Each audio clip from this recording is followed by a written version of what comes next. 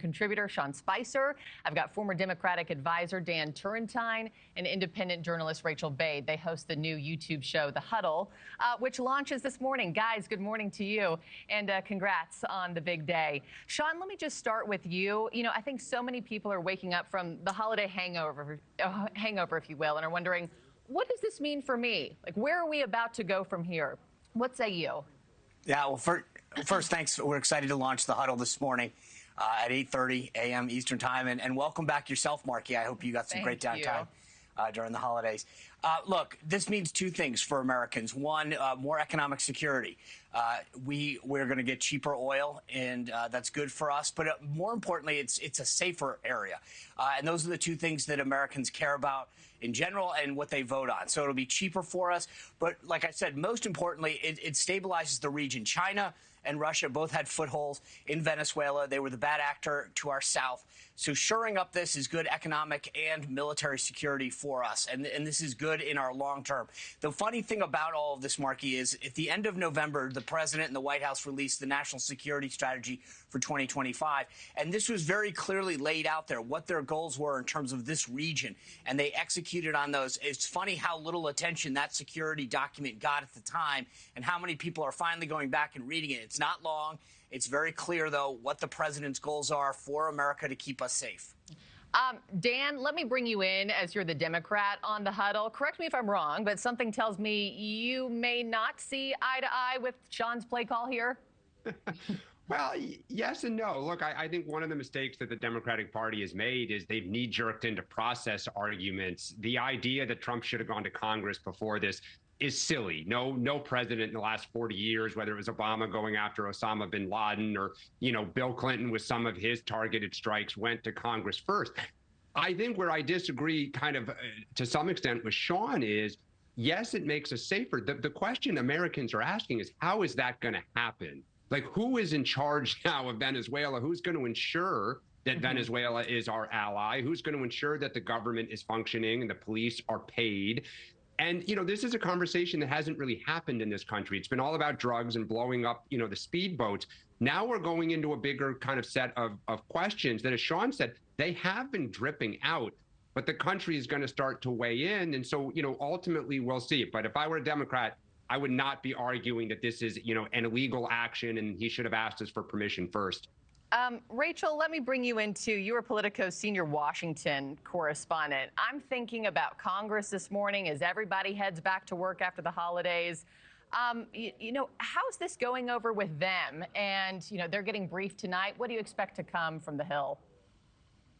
Yeah, I think this is going to largely fall upon party lines, Marky. I mean, a lot of Republicans rallying behind the president on Capitol Hill. They're often from the more sort of traditional wing of the Republican Party, the establishment wing, et cetera. But even the MAGA wing has really come behind to support the president when it comes to his efforts with Maduro, right? I mean, a lot of these people who were skeptical about the U.S. striking Iran over the summer, they have jumped on board on this very quickly. So Republicans largely unified. And then Democrats, as Dan was talking about, a lot of them are actually out there criticizing the president, saying we shouldn't have gone this far. And when they themselves and the Biden administration, the former president, have said this guy was a thug and it needed to be dealt with. So there's going to be a lot of inter-party griping. I wanted to just go back, though, to President Trump and how he must be feeling this morning. I mean, look at these images. You've got Maduro in a brown jumpsuit heading to court. And just a few hours ago, his right-hand woman, who is going to be sworn in sort of as the leader of Venezuela right now, Delcy Rodriguez, putting out a statement saying that even though they snatched this guy from their country and took him to the United States, they are willing to work with and cooperate with the U.S. That is obviously really good news for the president this morning. The question, though, Marky, is it going to last? Is anybody going to come in and sort of challenge that? Are the gangs going to get involved? And if so, do American troops get pulled back into Venezuela? And then this becomes complicated. Yeah. And Rachel, you brought up how is President Trump feeling this morning. Sean, you have anybody on the panel as former White House press secretary likely know, how he's feeling, what he's thinking this morning.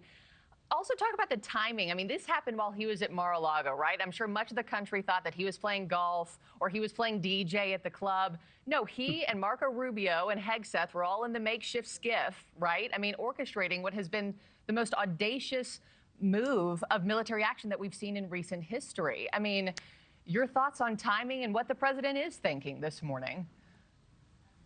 Yeah, I used to get that call first thing in the morning where he'd say, how's it playing?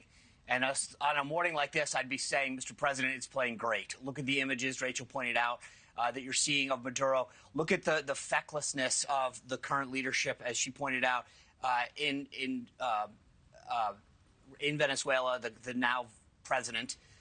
But also the other leaders, Colombia, Cuba, they've got to be shaking in their boots saying, are we next?